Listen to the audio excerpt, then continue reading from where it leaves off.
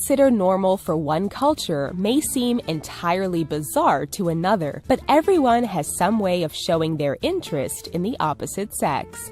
Here are 10 crazy courtship rituals around the world.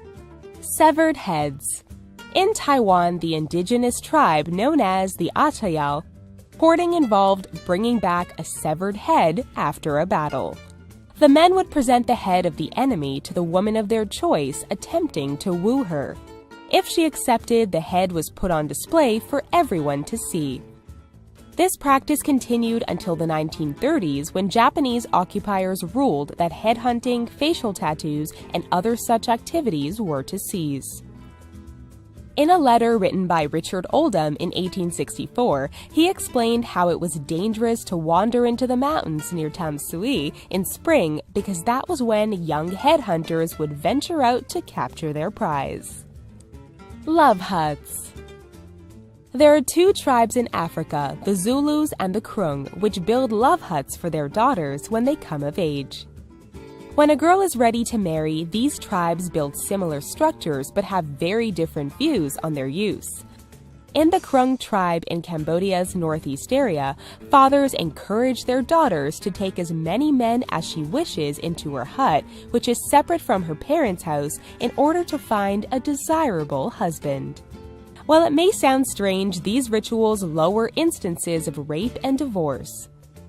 The Zulus tribe is a little stricter, as the huts are only built near the end of the courtship of their daughters. Having the hut away from the home shows that the father is not ready to acknowledge the relationship. Fathers only officially recognize the man when he asks for cattle in exchange for his blessing. Night hunting. Formerly known as Bomina, night hunting has been a tradition among young men for generations. It began in eastern rural areas of Bhutan and is still going strong to this day. The purpose of night hunting is for young men to sneak into the rooms of young women and spend the night. If they are caught, they must either marry the young woman or work in her father's fields to pay off her family. Sometimes the women become pregnant from these encounters. As such, new laws were put into place to protect the girls, and DNA testing is available to find the fathers. Many homes now install metal bars and locks on their doors and windows if they have daughters. There have even been debates on whether or not this practice should be allowed to continue. Bride buying. While the concept of buying a bride may seem like slavery to some, it has actually been a long-standing tradition in Thailand.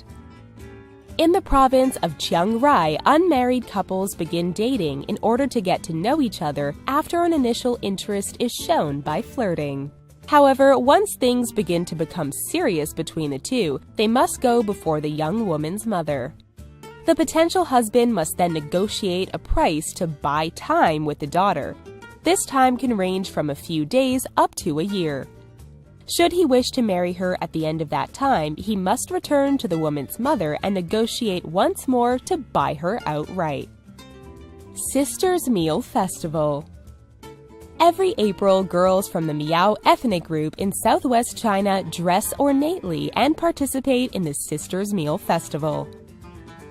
Unmarried young women prepare rice in 4 different colors, each representing a season, then wrap the cooked rice in handkerchiefs. Suitors compete for their attention by serenading them. The girls then hand out the bundled rice to the men that have shown interest in them. The men must open the handkerchiefs and search the contents for his prize. If he finds 1 red chopstick, he has been politely rejected. Finding 2 chopsticks means that the girl is also interested in him. If he finds a pie needle, then the girl has yet to make up her mind, but he still has a chance. However, if he finds a chili, then he has been completely rejected, and this is the worst outcome of the festival. Whistling. Whistling at a woman in the city will likely earn some dirty looks, but among the Kickapoo tribe in Mexico, it's used in a unique courtship ritual. Flutes were traditionally used prior to 1915, when whistling replaced the instrument. Couples would whistle to each other around dusk using special tones and codes so they recognize each other's messages. Some messages were as simple as when and where the couple would meet, while other messages could involve full conversations. While it's not as common nowadays, many men would teach their younger brothers how to communicate via whistles. Sheathed knife.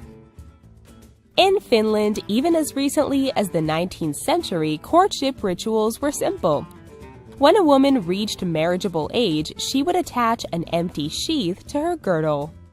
Should she catch the eye of an unmarried man, he could then either buy or make an ornate blade to place in her sheath. No one said the Finnish were subtle.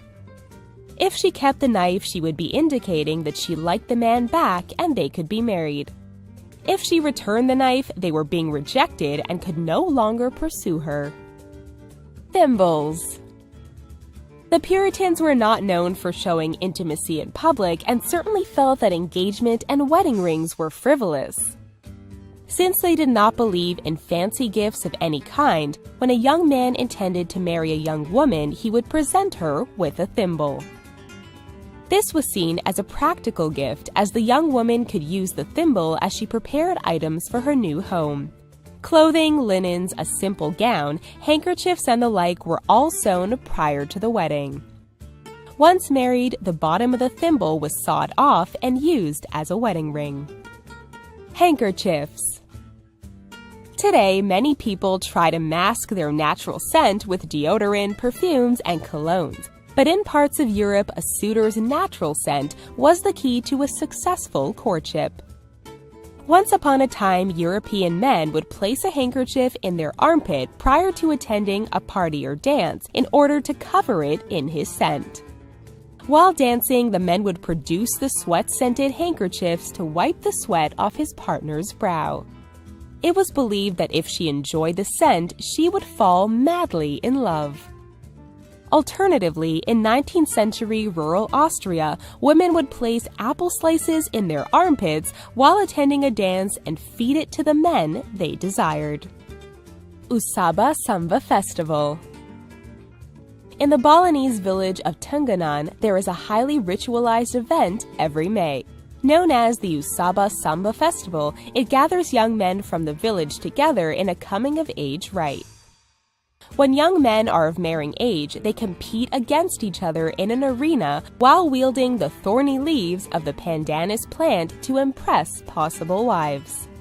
They are given a bamboo shield to protect themselves but are otherwise quite vulnerable. Blood is drawn during these festivals, and the young women of the village are encouraged to observe the bouts. They are seated on a foot-powered Ferris wheel of sorts to ensure all eligible ladies can see, and it only stops when all of the men have competed. Have you ever done anything unusual to win someone over?